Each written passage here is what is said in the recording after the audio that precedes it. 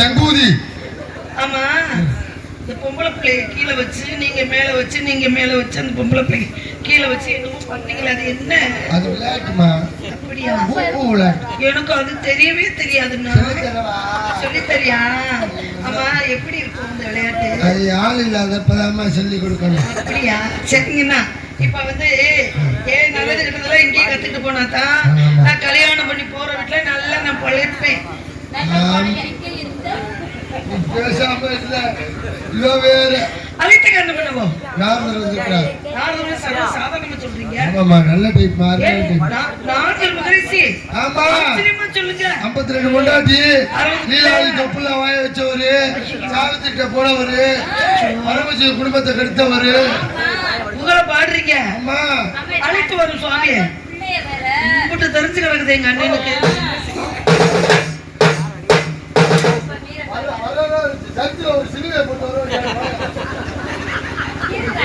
வரவேண்டு சுவாமி வரவேண்டு. அண்ணா வணங்கிக்கங்க சுவாமிய.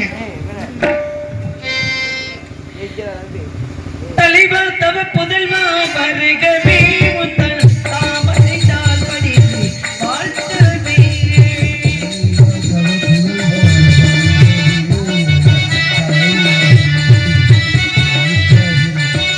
இளையான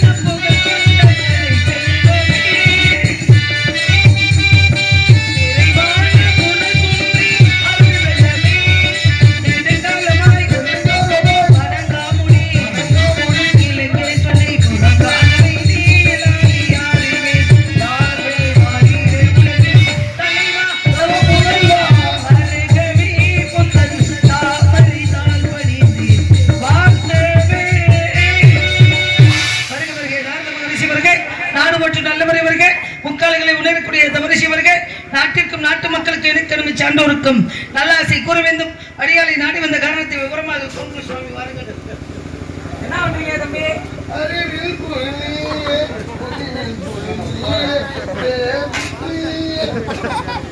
நல்ல மனிதனுக்கு அழகு சொல்லாம கொல்லாம மென்ஸ் கிளப் சாப்பிட போறது. இங்க யாரு அதை கிளப்பிட்டது? நம்ம குரூப் அஞ்சு உட்கார்ந்து இருக்கு. சரி, உனக்கு ஏதாவது வேணுமா? அது ஒண்ணு இருந்தா போதுங்க. லேடிஸ் கிளப் வேண்டாம், மென்ஸ் கிளப் தேவை. என்ன மாறிக்கியா?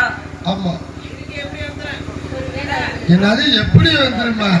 ஆனா போகையா நேரம் உங்களை நம்பிதான் நான் நடத்துக்கிட்டு.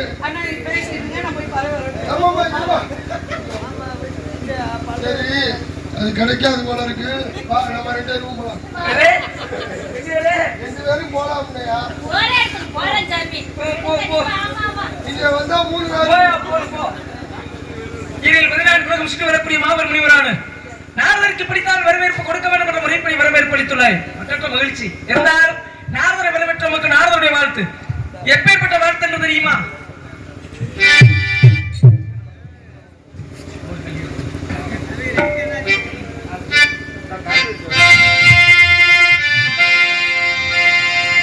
கல்யாண மாலை கொண்டாடும் பெண்ணே, என் பாட்டை கேளு, உண்மைகள் சொல்வேன் சுதியோடு லயம் போலவே, எனையாலும் துணையாகும் சம்சார சங்கீதமே.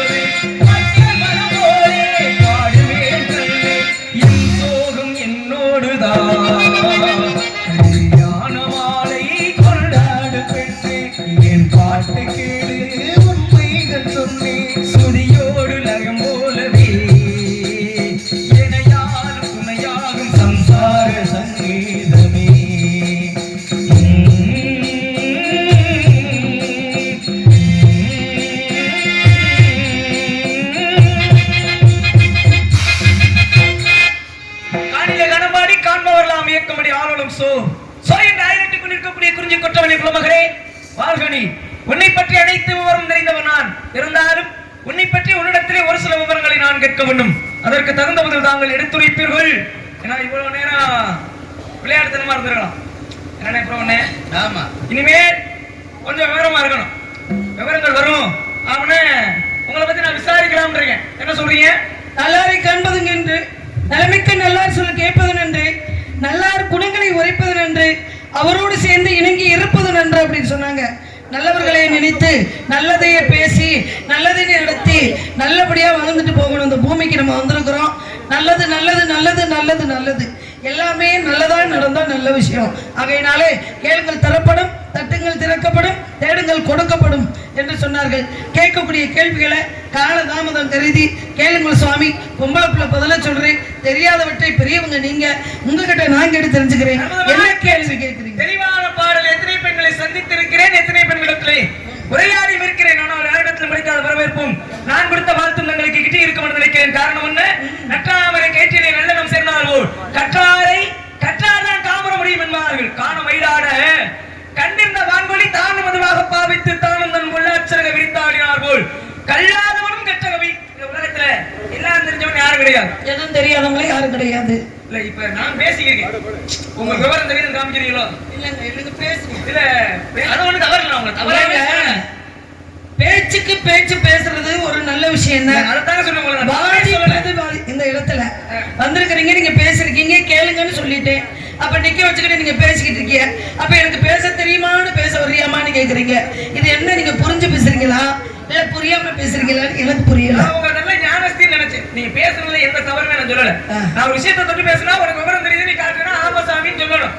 நான் புரிஞ்சு பேசுறேன், நீ என்ன பேசுற, நீ என்ன கேட்கிற சுவாமி? நீ பேசும்போது பேசாம இருந்து இல்ல. ஒரு பேச்சாளிக்கு அறிவாளி கழகு ஒருத்தர் பேச்ச மத்தவங்களுக்கு வெளியில எடுத்து காமிக்கணும். சரி, நான் உங்களுக்கு வாதி பிரதிவாதிக்க வரல. சரி, நம்மளை பத்தி விவரம் கேட்கணும் சொன்னேன். விவரம் கேட்டிருக்கீங்களா?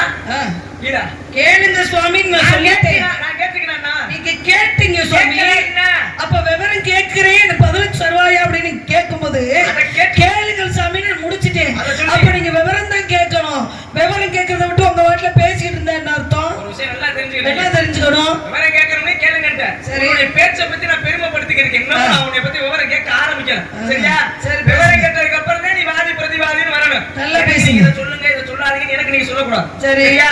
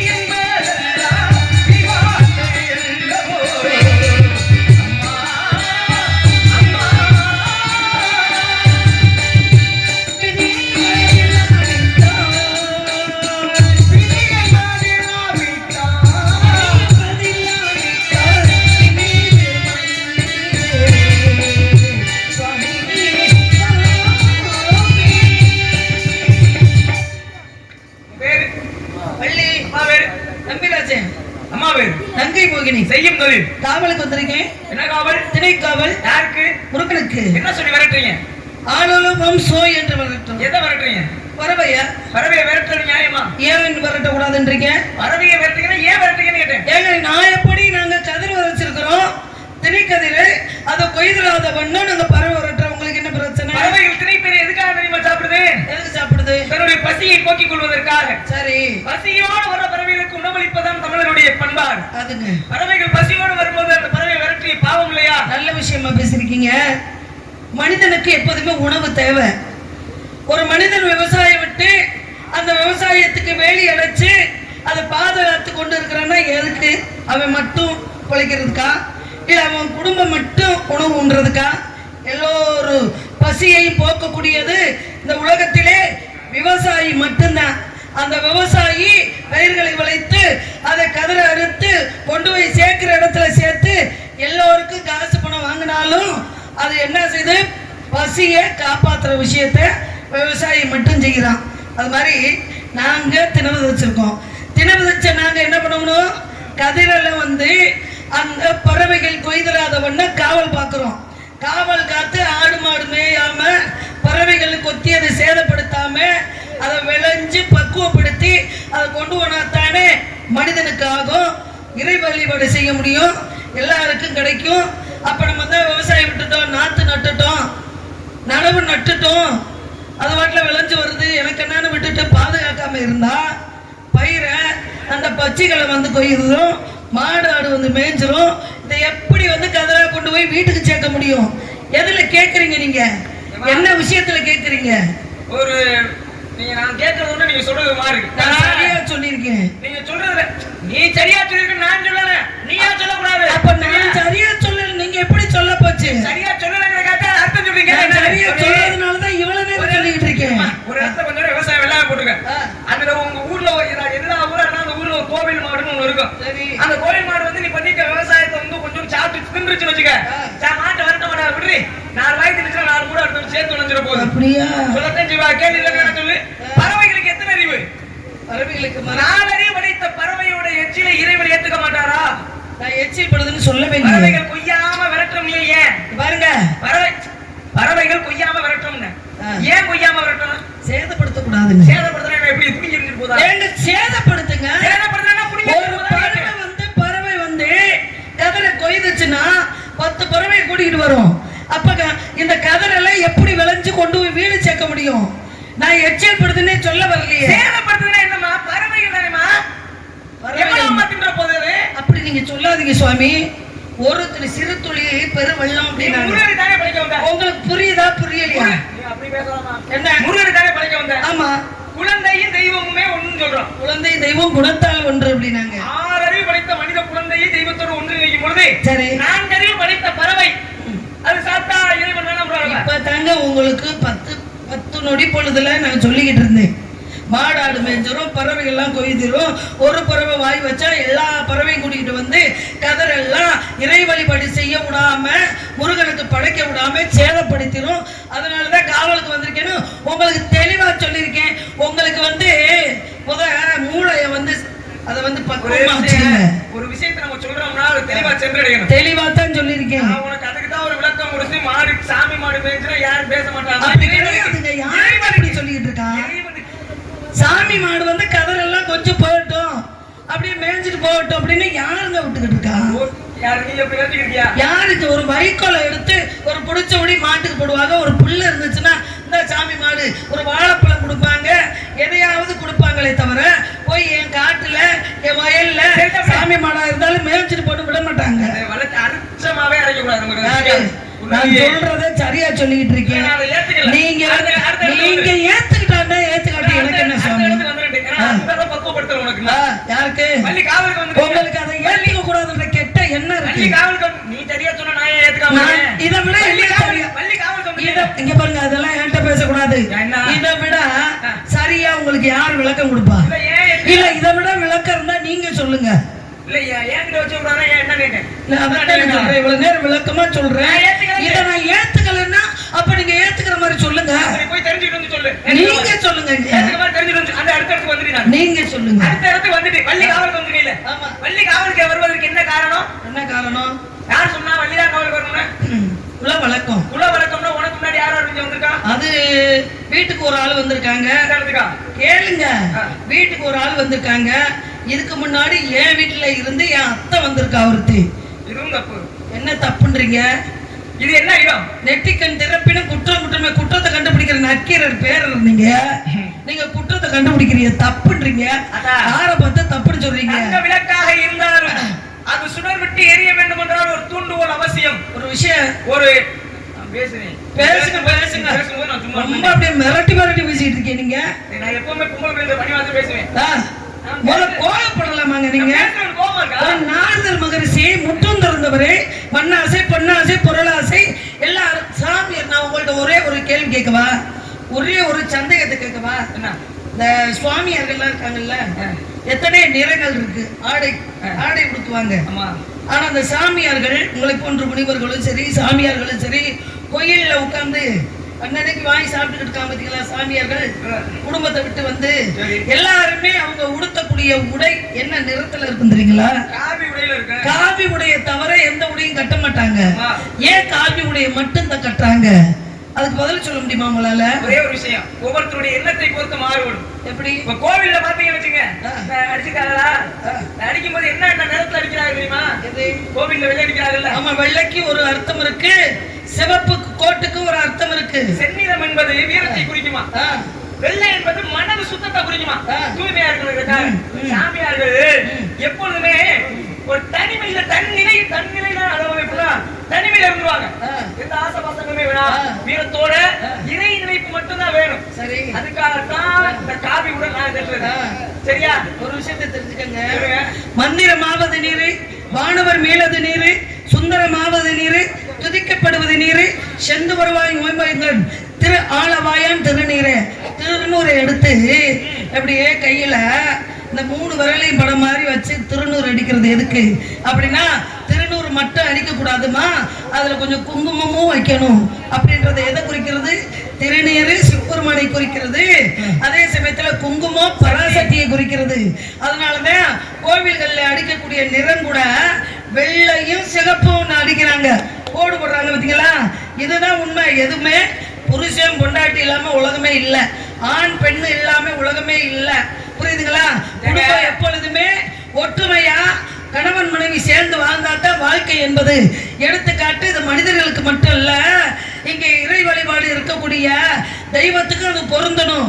அப்படின்றதுக்காகத்தான் கோயில்ல வந்து கும்பிட்டுட்டு போகும்போது அந்த நிறத்தை பார்த்துட்டு போனா புருஷன் மேல இருக்கக்கூடிய கோபம் கூட தனஞ்சிரும். இதெல்லாம் எடுத்துக்காட்டு தான் அந்த வெள்ளக்கோடு சிவப்பு கோடும். நீங்க புருஷன் வாய் பேசாம இருந்தாலே கோபம் வராது. உங்கள மாதிரி ஆம்பளை இருந்தா வாய் பேசுற மாதிரி வரும். நான் கேக்குறேன், ஒரு விஷயம் பேசிக்கிறீங்க, சொல்லுங்க. அவ்வளவு உட்கார்ந்து கவனிச்சுக்கிறேன். என்ன விஷயம்? என்னமோ மொட்டத்தலைய குட்டையில போய் விழுந்த மாதிரி கதையை சொல்லிவிட்டு அப்படியே முடிச்சுட்டு போயிட்டீங்களே, மறந்து வச்சா இல்ல அவளதான் படிச்சதா? எது யாருக்கு என்ன இரவுன்னு சொல்லி பேசிக்கிறீங்க? சித்ரா பௌர்ணமியா? ஆமா, சித்ரா பௌர்ணமியான்னு கேக்குறீங்க. எனக்கு உங்களுக்கு தெரியுமா தெரியாதா? நான் தெரிஞ்சுதான் 14 லோகங்களும் செல்லக்கூடியவர் நீங்க, உங்களுக்கு தெரியாம இருக்குமா? 12 மணியோட அடுத்த நாள் தொடங்கிடுச்சு தெரியுமா?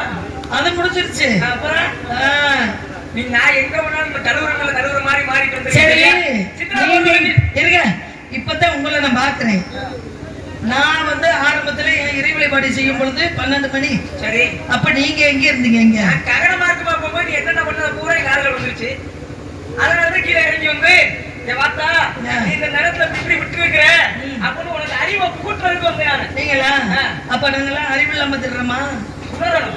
உணர்ந்துட்டா நீ தான் கடவுளா மாறுவேன். சரி, பகுத்தறிவு. கடவுள் எங்க இருக்கான்? கடவுள் மனசுலதான் இருக்கான். இறைவன் எங்க இருக்கின்றான்? என்ன செய்து கொண்டிருக்கின்றான்? இந்த திசை நோக்கி கொண்டிருக்கின்றான். இறைவன் இல்லாத இடம் இருக்கா? வந்தோட பேசுறேன், அதை கவனிக்கிறாங்க. சொல்லுங்க. இறைவன் எங்க இருக்காரு? எல்லா இடத்துலயும் தான் இருக்காரு. தூணிலும் இருப்பான், துருமிலும் இருப்பான். உள்ளம் தான் பெருங்கோவில், தூணிலுமே ஆலயம். என்னுடைய கேள்வி என்னன்னா, என்ன கேள்வி? கேள்வியோட வச்சுக்காங்க விவரம். சரி, சித்திரகுப்தனை பத்தி பேசுனீங்கல்ல, அதனால உருவானதா இந்த சித்திரா பௌர்ணமி? ஆமாங்க. சித்திரகுப்தனுடைய ஓவியத்தை ஒரு பெண்மகள் தான் வரைஞ்சா. யாரு? சித்திரகுப்தன் எப்படி முதல்ல வந்தார்? நீ சித்திரகுப்தனை தொட்டோட கதையை சொல்ல போறேன்னு நினைச்சேன். ஆனா உன்னுடைய கதை அப்படி மாறி எங்க போச்சு தெரியுமா? நல்லது செய்யறவங்களை பூரா கெட்டது செய்யறவங்களை பூரா அப்படி கொண்டு ஒரு சித்திரகுப்தன் ஓட்ட முடிச்சிட்டேன், மறந்து வச்சோ. இல்ல, நீங்க வந்து என்னுடைய விளக்கத்தை வந்து ஓரளவு நான் சொல்லிட்டு போவேன். ஏன்னா ஒரே கதையத்தான் எல்லாருமே பேசணும். இப்ப நாரதரா வரக்கூடியவங்க நீங்களும் அடுத்து வந்து நீங்க பேசும்போது சித்திரகுப்தனை பத்தி ஒரு வார்த்தை 2 வார்த்தை நீங்க பேசணும்னா நான் எதையாவது விட்டு வச்சாதான் நீங்க வந்து பேச முடியும். நானே எல்லா விவரத்தையும் சொல்லிட்டேன்னா அப்ப நீங்களும் வந்து இப்ப தீபாவளினா யாரு? நரகாசுரனுக்கு. அப்ப நரகாசுரனை பத்தி எல்லாமே நான் பேசிட்டேன்னா இப்ப நீங்க நான் பேசுறத நீங்கள் வந்து பேச போறீங்க. அப்ப நான் அவருடைய புகழை நான் சொல்லிட்டேன். எப்பொழுது சூரிய பகவான் மறைகிறாரோ அப்பொழுது சந்திர பகவான் வெளியில வந்துருவாரு. புரியுதுங்களா? சரி. இந்த சந்திர ஒளி என்று சொல்லக்கூடியதுதான் சித்ரா பௌர்ணமியுடைய அந்த நேரம். ஏமா சூரியன் மறைடா, ஏங்க மறையுதுன்னு நம்ம உலக வழக்கப்படி நம்ம சொல்றோம். என்ன உலகம் சுத்துதுங்க, உலகம் சுத்துதுங்க. அதை எப்படி சொல்றோம்? சூரியன் உதிக்கவும் உதிக்காது, மறையவும் மறையாது. சூரியன் தன்னைத்தானே சுத்திக்கிட்டு சுத்துது, மாதிரி ஊர் சுத்துது. பூமி தான் சூரியனை சுத்துது.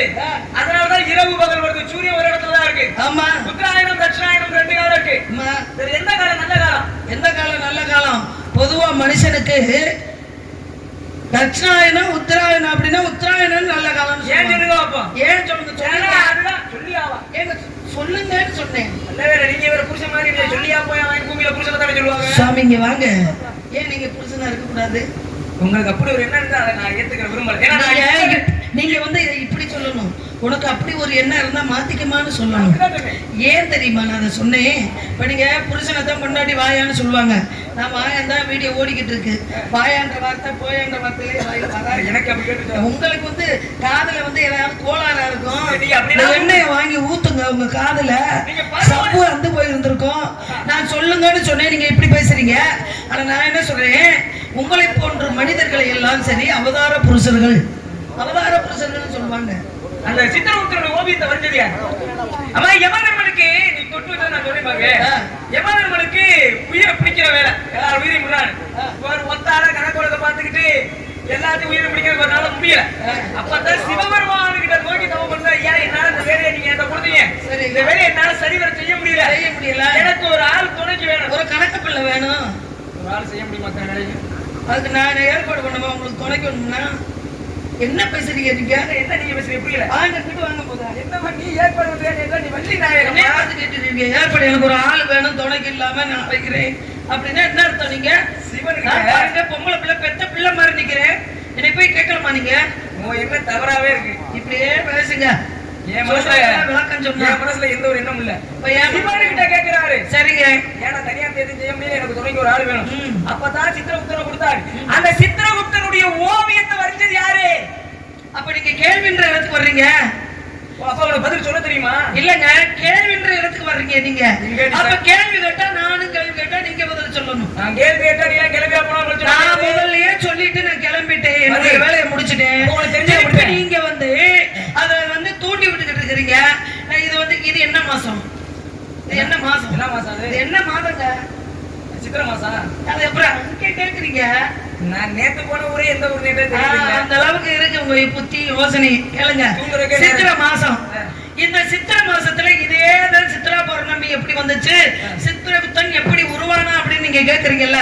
நான் உங்களை கேக்குறேன், சித்திரையில அக்கினி நட்சத்திரம்னு ஒண்ணு வருது. இந்த அக்கினி நட்சத்திரம் ஏன் இவ்வளவு காலங்கள் இல்லாம இந்த அக்கினி நட்சத்திரம் வரும் பொழுது உலகத்தை மக்களை எல்லாம் சுட்டு எரிக்கிறது, எல்லாம் தலை செடி கொடு எல்லாம் காய்ச்சி போகுது? காரணம் என்ன?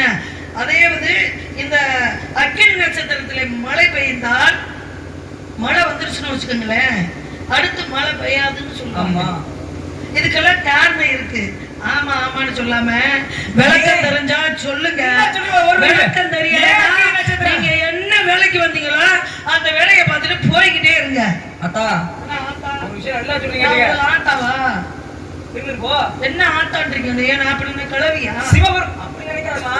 சிவபெருமான் ஆதி மந்தம் இல்லாத நாயகன். சிவனுக்கு அப்பா அம்மாவே கிடையாது, ஆதி காலத்தோட மந்தம் தான் முடிவு. அப்பேற்பட்ட சிவனே காரைக்கால் அம்மையாரை பார்த்து ஆட்டானாரே, சிவனோட வயசுல 30 காரைக்கால் அம்மையாரே அப்படி கிடையாது. இல்ல அவர் சொல்லக்கூடாது அன்பின் மகிமையா. நீ உன்னை என்ன நானாவா எடுத்துக்க? எனக்கு ஞானப்பால் இல்லையா? என்ன மகன்னு சொல்லலாம். ஞானப்பால் ஞானம் என்றால் என்ன? அறிவு தானே. கேளுங்க, நீங்க அறிவாளி தானே. ஞானம் என்றால் அறிவு. ஞானப்பால் குடிச்சவர் யாரு? திருஞான சம்பந்தர் குடிச்சார்ல. ஆதிபராசக்திகிட்ட திருஞான சம்பந்தர் குடிச்சார்ல பால். அதைத்தான் சொல்றேன். இப்ப ஞானம் என்றால் அறிவு. அதே சமயத்துல அறிவுன்னா பாட்டு மட்டும் ஞானமா பாடணும், பேச்சு மட்டும் ஞானமா பேசணும். ரெண்டுமே இங்க சேர்ந்திருந்தா தான் இயல் இசை என்று சொல்லக்கூடிய இந்த இடத்துல 7 சுரத்துல நம்ம பாடல் பாட முடியும். அப்ப அறிவாளி நீங்க உங்களை ஒத்துக்கிட்டீங்க. அப்ப அறிவாளி கிட்ட நின்று பேசுறேன்ல, அப்ப நானும் அறிவாளி தானே? நீ தவறாவே சொல்லலையா? இல்ல அதத்தான் கேக்குறீங்க. விட பெரிய ஆளு தான் உன்னை ஆத்தானே. அத நீங்க சொல்லிட்டு போங்க, ஒண்ணும் பிரச்சனை இல்ல. அப்ப அறிவாளி கிட்ட இருந்து நான் பேசும் பொழுது அப்ப நீங்க எல்லாம் பால் கொடுக்க, நானும் உங்களுக்கு பால் கொடுக்க, நீங்க என்ன சின்ன பிள்ளையா உங்களுக்கு பால் கொடுக்க? நீங்க அன்னைக்கு கிருஷ்ண பரமாத்மாவுக்கு பால் கொடுக்கறதுக்காக கோரமுதை அப்படின்னு சொல்லக்கூடிய ஒரு அரக்கிய குட்டியாக கொடுத்தாங்களே, கேள்விப்பட சொல்லாதீங்க. அரக்கி எப்பேற்பட்டவா? அவளுடைய அகங்காரத்தை அடக்கிறதுனாலதான் வந்து வாய் வச்சு குறிஞ்சி அவர் லெத்தத்தெல்லாம் உறிஞ்சிட்டாரு. சரி விடுங்க, நீங்க ஆத்தா கோபப்படுறீங்க. இனிமே உங்க அண்ணன் முன்னாடினே கூப்பிடுறேன். இல்ல அண்ணன் முன்னாடி ஒண்ணு இருக்குமா? நீங்க பாட்டின்னு கூட கூப்பிடுங்க, எனக்கு ஒண்ணும் பிரச்சனை இல்ல. ஒவ்வொன்றுக்கு விளக்கத்தை சொல்லுங்க, விளக்கத்தை சொல்லுங்க. எனக்கு ஒரு முறைக்கு அண்ணன் முன்னாடி வேணும், ஒரு முறைக்கு தங்கச்சி வேணும், ஒரு முறைக்கு ஐத்த வேணும். இருக்கட்டும், கூப்பிடுவாங்க. மாமியார் கூப்பிடவா, அம்மானு கூப்பிடவா, அத்தாச்சி கூப்பிடவா? இல்ல அதுக்குதான் கூத்தாடிக்கு முறை இல்ல. புராணத்துல இருக்கு நீங்க கூத்தாடியா? இந்த வார்த்தை கூத்தாடிக்கு முறை இல்ல, கொலக்கட்டைக்கு தலை இல்லைன்னு சொன்னாங்க. கூத்தாடு வந்து யார் உலகத்துல? எம்பெருமான் சிவபெருமான். ஏன் அவருக்கு முறை இல்லைன்னு சொன்னாங்க? எல்லாமே உலகத்துல வரக்கூடிய எல்லா ஜீவராசியும் அவர் சொன்னதானே. இருக்கட்டும், பதில சொல்லுங்க.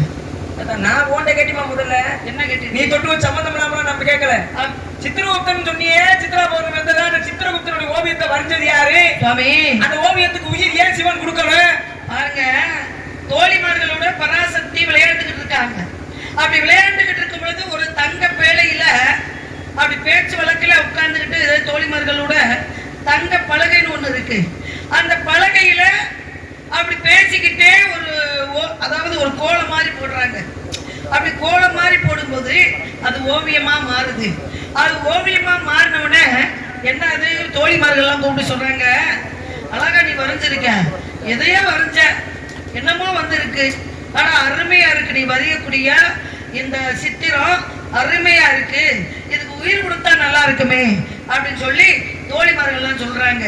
அப்ப உயிரை கொடுக்கறது யாரு அப்படின்னா பராசக்தி என்று சொல்லக்கூடியவ தன்னுடைய கணவன் யார சிவபெருமானை வணங்கி விட்டு அந்த ஓவியத்துக்கு உயிரை கொடுக்கிறான்.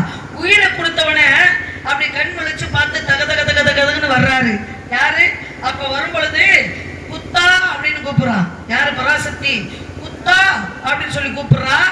புத்தா என்றால் நல்ல விஷயங்களை வெளிப்படுத்தக்கூடியவன். சித்திரம் என்பது அவனுடைய உடலாகப்பட்டது. குத்தா என்று சொன்னால் நல்ல விஷயங்களை அறிவுடையவரை ஒரு வருவான். இந்த பையன் அறிவா வருவான், அழகா வருவான், நியாயமா வருவான், நீதியா வருவான் அப்படின்ற குப்தா என்று பெயர் வைத்து அப்பதான் சிவபெருமானை வணங்கிக்கிட்டு நிக்கிறான். எந்திரிச்சு, அவையா எல்லாருக்கும் எல்லா வேலையும் கொடுத்துருக்கீங்க, எனக்கு ஏதாவது ஒரு வேலை கொடுங்க அப்படின்னு கேட்கும் பொழுதுதான் அப்ப யமதர்மர் சொல்றாரு, என்னால வேலையெல்லாம் பார்க்க முடியல, நீங்க சொல்லணும் எனக்கும் ஒரு ஆள் கொடுங்க, நீங்க எனக்கு ஏற்பாடு பண்ணுங்க, நானே இருக்கிறேன். ஆனா நீ போதும் நீங்க வர்றீங்க சிரிக்காம, நீங்க கேட்டீங்கல்ல எனக்கு ஒரு ஆள் ஏற்பாடு பண்ணுங்கன்னு. நான் இப்ப கேட்கிறேன், நான் என்ன சொல்றேன், நானே இருக்கேன். ரொம்ப வாங்கிங்க, உங்களுக்கு இந்த வாயில அப்படியே கட்டுன்னு கிழிக்கணும், புரியுதுங்களா? வாய் பூமி கிழிஞ்சாத்தான் விவசாயம் பண்ண முடியும், வாய் கிழிஞ்சாத்தான் பேச்சு வரும். கண்டிப்பாக. அப்ப சிவபெருமான் என்ன பண்றாரு, நீ வந்து இந்த உலகத்திலேயே யமதர்ம ராஜாவுக்கு கணக்க பிள்ளையா போய் சேருப்பா. நல்ல புண்ணியம் பண்றவங்கள, தர்மம் பண்றவங்கள, நல்லது கெட்டது பண்றவங்கள தனித்தனியா வகுத்து அதை வந்து யமனுக்கிட்ட எடுத்து சொல்லக்கூடிய பொறுப்பு ஒன்று தந்திருக்கேன் அப்படின்னு சொல்லி அங்கே சிவபெருமான் வந்து அந்த கணக்க பிள்ளை வேலைய சித்திரகுப்தன் கிட்ட கொடுக்கிறாரு. இதுதான் யாரு அவனை படைச்சா அப்படின்னா ஆதி பராசக்தி என்று சொல்லக்கூடியவ சித்திரகுப்தனை உருவாக்குனா. இதுதான் நீங்க கேட்ட கேள்வி. இப்ப அக்கினி நட்சத்திரம் எப்படி வந்தது? அக்கினி நட்சத்திரத்துல மழை பெய்யுதா, அடுத்த ஆடியில மழை பெய்யாதுன்னு சொன்னாங்க, அது உண்மையா? என்னுடைய கேள்வி. அம்மா கை சொன்னது கை தட்டி நான் தானே கேட்டேன். இந்த அம்மா சொன்னது நான் சரின்னு ஒத்துக்கணும். அந்த மாதிரி ஏதாவது ஒண்ணு குறுக்கடி அடிச்சு சேர்த்துச்சுன்னா கதையில ஒண்ணு கொடுத்து விடும். அப்புறம் அதுக்கு நீங்க கை தட்டிருக்கீங்களா? நீங்க வந்ததுல இருந்து தான் நான் பேசுறதுல ஒத்துக்க மாட்டேங்கிறீங்களே. ஒத்துக்கிட்டாத்தே உங்க வீட்டுல எல்லாம் நண்டு ரசத்தை வைக்க ஒத்துக்கிட்டாத்தே உலகத்துல மழை பெஞ்சிருமே. இந்த நாரதெல்லாம் வள்ளி பேசுறத எதையுமே ஒத்துக்கிறது இல்ல. நீங்க நாரதரை அனுசரிக்கிறது இல்ல, அதனால உங்களுக்கு நாங்க இப்ப ஒத்துக்கிறது இல்ல. நாரதரை அனுசரிக்கணுமா? அது ஒண்ணுதான் குறைப்பா, அதையும் செஞ்சிடறோம். எதுல நீங்க ஏமா இப்படி பேசுற? அனுசரிக்கிறதா பதில சொல்லுங்க. கலகம் நடக்கிறதுக்கு நீங்க அனுசரிக்கணும். பதில சொல்லுங்க. நான் சொன்னதை ஏத்துக்கிட்டீங்களா இல்லையா? ஒரு 5க்கு 2 பழுதாம சொல்லிருக்கோம். 5க்கு 2 பழுது இல்லையா? நீங்க சொல்லுங்க, உங்க பழுது எப்படி இருக்குன்னு பாப்போம். அக்னி தேவனுக்கு ரொம்ப கடுமையான பசி. அக்னி தேவனுக்கு கடுமையான பசி, பசியை போக்கணும். அப்ப அவருடைய பசியை போக்கணும். பூலோகத்துல காண்டவ வனம்னு ஒரு வனம், ஆந்திரவ வனம், பெரிய காடு. அந்த காட்டை முழுசா எரிச்சு சாப்பிட்டாதான் பசி அடங்க. இவரு போய் காட்டு போய் எரிக்க போற நேரம்லாம் தேவேந்திரன் வர்ண பகவான் சொல்லி மழையா பெஞ்சு, அக்னினா நெருப்பு தானே, மழை நெருப்பு மேல படுத்துறாங்க, என்னாகும் அணைஞ்சோய். அப்ப எரிக்க போக வர்ண பகவான் மழையா பெஞ்சு இவர் அமர்த்த பசி ரொம்ப கடுமையாயிருச்சு. ஒரு நாள் காட்டுக்குள்ள கிருஷ்ண பரமாத்மாவும் அர்ஜுனன் 2 பேரும் பேசிட்டு போயிருக்காரு. போயிட்டு இருக்கும்போது இவங்க 2 பேரும் வர்றாங்க, இவங்க ஏதாவது கேட்டு பார்ப்போம் சொல்லி அக்னி பகவான் தன்னுடைய உருவத்தை மாற்றி வயோதிகர் மாதிரி போய் கேட்கிறாரு, ஐயா எனக்கு பசிக்குதா, என் பசியை போக்குங்கடான்னு கேட்கிறாரு. கிருஷ்ண பரமாத்மாட்டே அர்ஜுனன் கேட்கிறாரு. என்ன சொன்னாங்க? அப்பதான் என்ன வயசானவர் உன் பசியை நாங்க போக்க முடியாது, சரி இப்ப என்ன பண்ணலாம், பசியை நாங்க போக்குறோம்.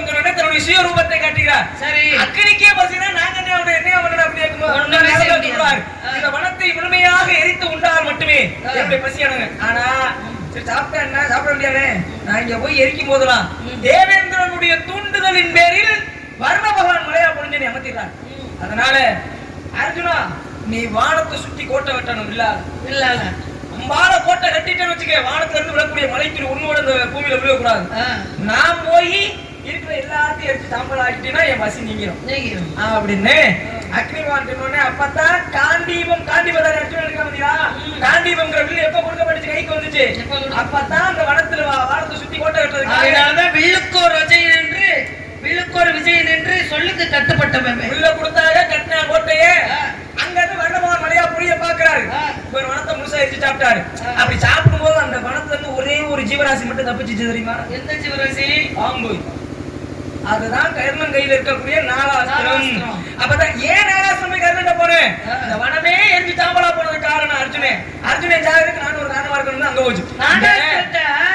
நாகாஸ்திரத்தை நீங்க சொன்னது சரி, நாகாஸ்திரத்தை கர்ணன் கைக்கு எப்படி வந்துச்சு? அதான் நான் சொன்னேன், ஐயா என்னுடைய வம்சத்தை அழிச்சவன் அர்ஜுனே. அர்ஜுனனுக்கு எதிரி நிகரானவன் யாருக்கு தேடுது பாம்பு? அர்ஜுனனுக்கு நிகரான வில்லான அவனை கொல்ற அளவுக்கு தகுதி படைத்தவன் யாருக்கு போய் தேடி கர்ணன் போய் சொல்லுது, ஐயா உனக்கு எதிரி அர்ஜுனனே, எனக்கு எதிரி அர்ஜுனனே, என்னைய நீ அவன் மீது பிரயோகப்படுத்தினா அவன் உயிர் எடுத்தே வருவேன். வனத்தை பூரா அழிச்சவன் அவன். அந்த அக்னி பகவான் பூமிக்கு வந்து இறங்கி இந்த வனத்தை சாப்பிட்டாருத்தியா, 1 இல்ல 2 இல்ல 21 நாள் சாப்பிட்டாரு, அழிச்சாராம்.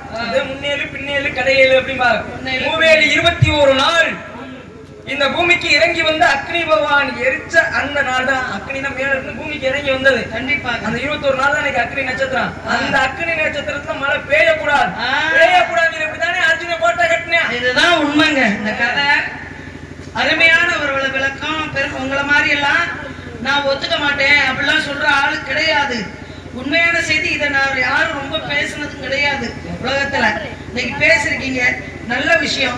எதுக்கு வந்தீங்க? சந்தங்களை சந்தித்ததில் மற்றற்ற மகிழ்ச்சி. மதுரையில இருந்து உங்களை இங்க கூட்டியா இருந்திருக்கு. எதுக்கு தெரியுமா? எதுக்குங்க?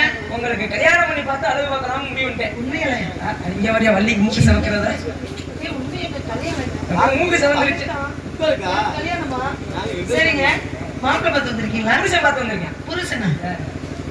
புருஷனை வெட்டிக்கிற அளவுக்கு நான் அப்படி பண்ணாங்க. ஏங்க இப்படிலாம் கூப்பிடுறீங்க? இன்னொருத்துக்கு புருஷங்க நீங்க தான் கட்டுடைய புருஷன் அவதார புருஷர்கள்னு. ஓ நீ அப்படி வரீங்களா? மாப்பிள்ளை பேர சொல்லுங்க பாப்போம். கட்ட வண்டி நீதி கலையோ நீ கலங்க வண்டி, ஆளா பிறந்த வண்டி, ஆடி அடுத்த வண்டி, நல்ல வண்டி என்னடி புள்ளி பள்ளி பொண்ணு கட்டிக்கம்மா.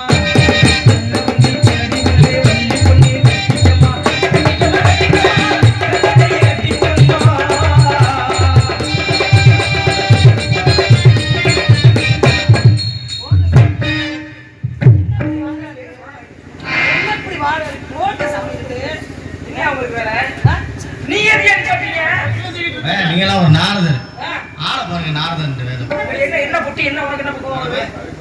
அவங்களுக்கு மட்டும் மாப்பிள்ளை பார்த்துட்டு எங்களுக்கு பத்தியில அவங்க வைத்தறிச்ச சும்மா கிடக்கிறது இல்ல. உனக்கு எங்க அப்பா தான் கிடக்குது நாலஞ்சு. ஏன் போய் வாதி வரேன். ஒரு உலகம் போற்றும்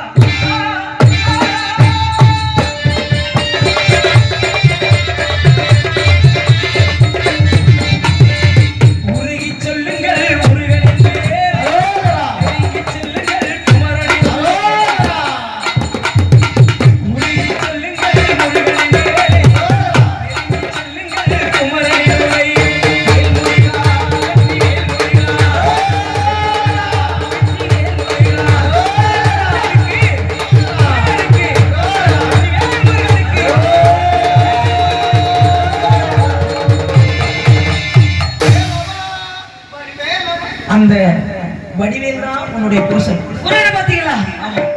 முருகனை குலக்கடவுள் சுவாமி ஏற்கனவே தெய்வானை திருமணம் முடிச்சிருக்காரு. அவர் முடிக்க வேண்டிய அவசியம் எனக்கு இல்ல. வட்டி சொத்தை விட்டு கொடுத்தாலும் வாழ்க்கையை விட்டு கொடுக்க மாட்டார். வேணாமா? வட்டி சொத்தை விட்டு கொடுத்தாலும் வாழ்க்கையை விட்டு கொடுக்க மாட்டார். எந்த பெண்ணும் இன்னொருத்தி புருஷனை கல்யாணம் முடிச்சுக்க முடியுமா?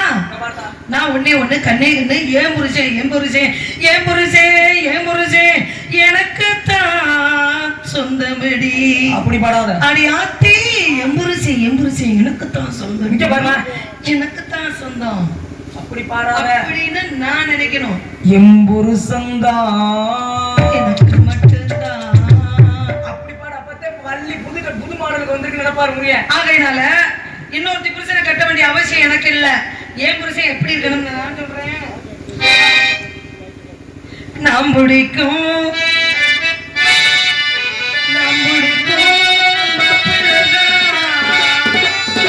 இந்த நாடறிஞ்சே மன்னவன் தான்.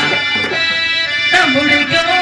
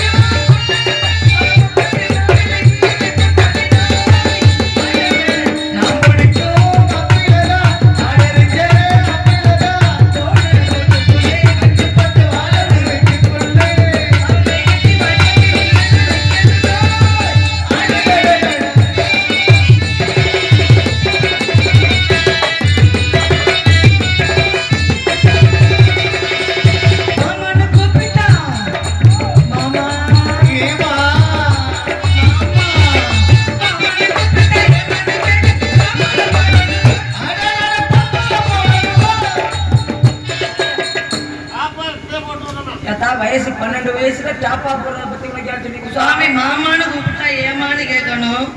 டாப்பால போடணும் தோயின்னு சொன்னாங்களே, உபதேசம் பண்றதா இல்ல டாப்பான்னா எதுக்கா இருக்கும்? என்ன எதுக்கு? ஒருவேளை அன்னைக்கு சிவபெருமான் ஆதிபராசக்திக்கு பிரணவத்தை உச்சரிச்சாரு. ஆதிபராசக்திக்கா? ஆமா, முருகப்பெருமான் சிவபெருமானுக்கு உச்சரிச்சாரு. அதுக்கு காரணமே அதுதான். முதல்ல உச்சரிச்சது வந்து சிவன் ஆதிபராசக்தி. அதுக்கப்புறம் தான் முருகப்பெருமான். அந்த மாதிரி உங்களுக்கு எது உபசரிக்கிறாரோ இருக்கட்டும், பரவாயில்ல. மாமான்னு கூப்பிட்ட ஏமான்னு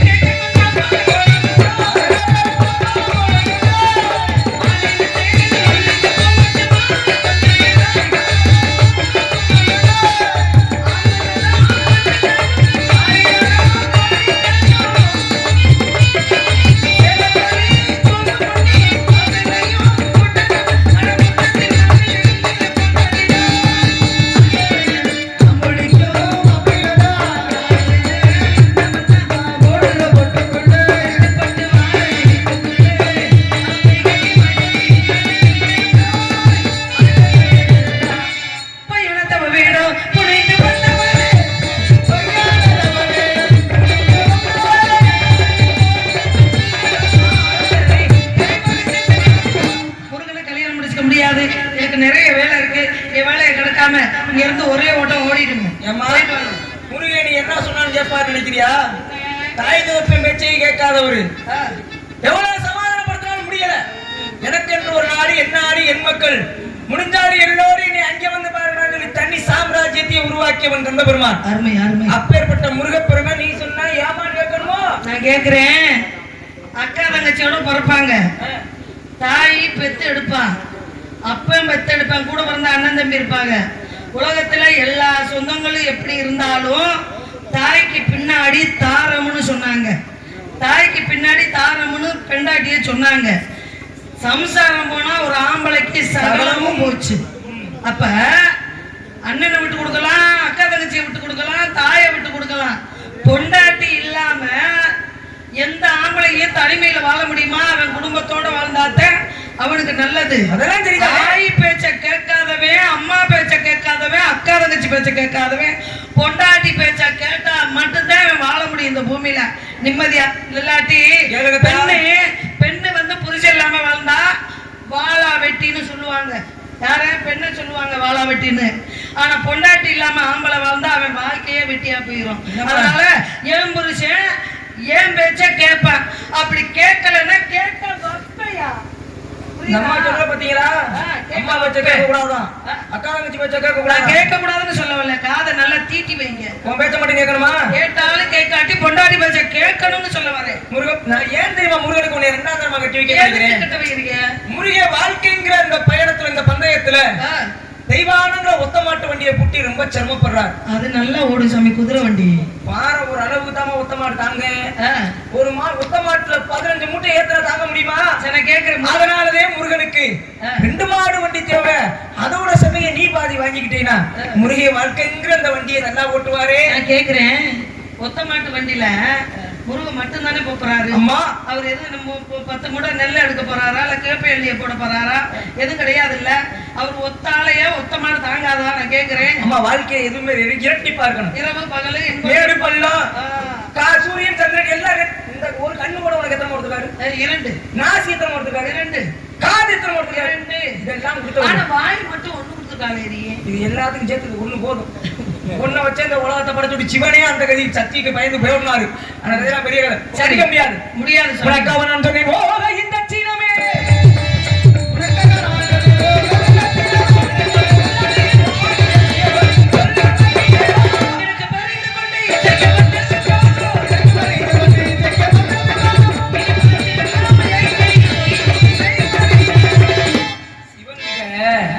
தவம் இருந்து வர கேட்கிறேன். சரி எப்பா உனக்கு என்ன வேணா வர வேணும், என்ன வேணா கேட்கறா அப்படி கேட்கிறேன்.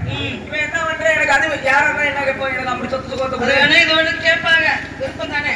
அப்பதான் இவன் இதெல்லாம் கேட்பான்னு பார்த்தா அவன் சொன்னா, ஐயா சாமி என் முண்டாட்டி வாயை திறந்தா 3 நாளே இல்ல, அந்த ஒரு வரத்தை மட்டும் அவன் வாயை திறந்த 3 வரத்தை மட்டுங்க எனக்கு புரியா அப்படின்னு கேட்டானா. அப்பதான் சிவன் சொன்னாரு, உன் முண்டாட்டி மட்டும் இல்லடா சிவனா, என் முண்டாட்டியுமே வாயை திறந்த 3 நாளே நான் எங்க போய் நிக்கிறேன் பத்தியா இல்லையா? எங்க போய் நிக்கிறிய?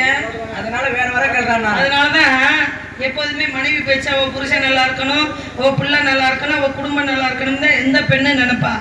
ஆம்பளை பொண்டாட்டிக்கிட்ட தோத்துட்டானா அவ வாழ்க்கை நல்லா இருக்கும். தோக்கலன்னா சண்டை தான் வரும், பிரச்சனை தான். இப்போதைக்கு நான் போட்டுக்க வேஷத்துக்கு அப்படிதான் பேசணும். நீங்க அப்படிதான் பேசணும். அதனால வேறொரு பருவம் இல்லை மேதினைகளும் சங்கம்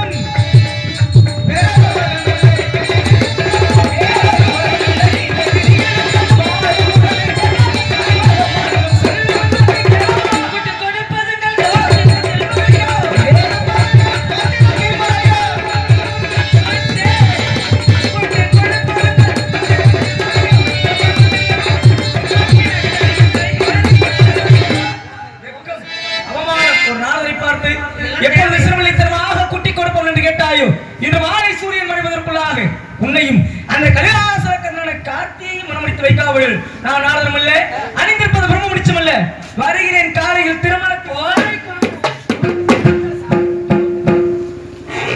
நல்லா சம்பாதிக்கிறாரு.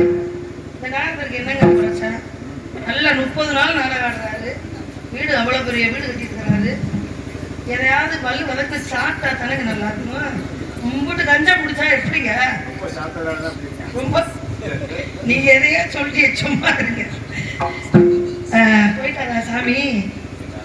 நான் முருகனை பிடிக்கலன்னு சொன்னது அம்புட்டு நாடகங்க. முருகனை வந்து கல்யாணம் பண்ணிக்க முடியாம எந்த பெண்ணுங்க இருப்பா?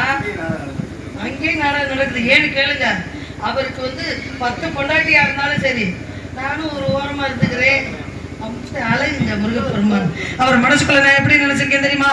சொல்லவா? காதல் பண்ணு ஒரு வார்த்தை. கங்கை கரை தோட்டம் கன்னி பெண்கள் கூட்டம்.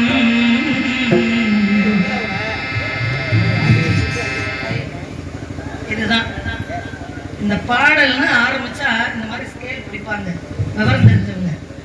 ஏன்னா நாங்கெல்லாம் ஒரு 16 வயசுல இருக்கும்போது தம்பி உட்காந்துட்டு சங்கத்து மேல வாத்தியார்கிட்ட வாசிக்கிட்டு கத்து, என்ன அப்படி கத்துறேன் எல்லாம் பார்த்தா ஒரு சின்ன குரல் வீச்சுன்னு இருக்கும். அப்படி முறையான ஆசிரியர்கிட்ட இந்த பையன் அப்ப இந்த பாடலுக்கு ஸ்கேல் தான் பிடிக்கணும்ன்றது இதை வந்து வீடியோவில போட்டு விட்டா கூட எனக்கு சந்தோஷம் தான். ஏன்னா இதெல்லாம் தெரிஞ்சுக்கிடுவாங்க, இன்னொரு பேட்டிக்காரங்க எல்லாம் தெரிஞ்சுக்குவாங்க. தெரியாதவங்க இந்த பாட்டு பாடுனா அந்த பாட்டு மாதிரியே வாசிக்கிட்டு வந்தா நம்மளுக்கு கோவமா தான் வருது. அதனால இது எனக்கு ரொம்ப சந்தோஷம். கங்கை கரை தோட்டம் கன்னி பெண்கள் கூட்டம் கண்ணன் நடுவினிலே ஓ கண்ணன் நடுவினிலே காலையிலும் காற்று பாடி வரும் பாட்டு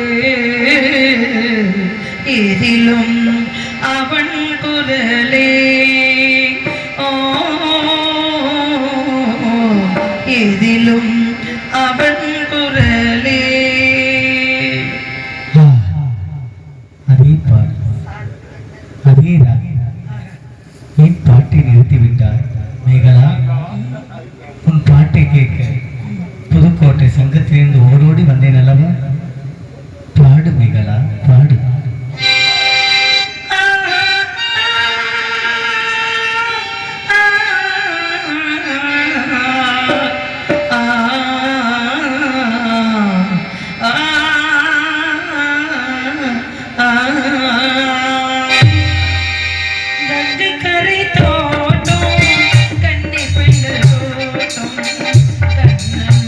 நடுவினிலே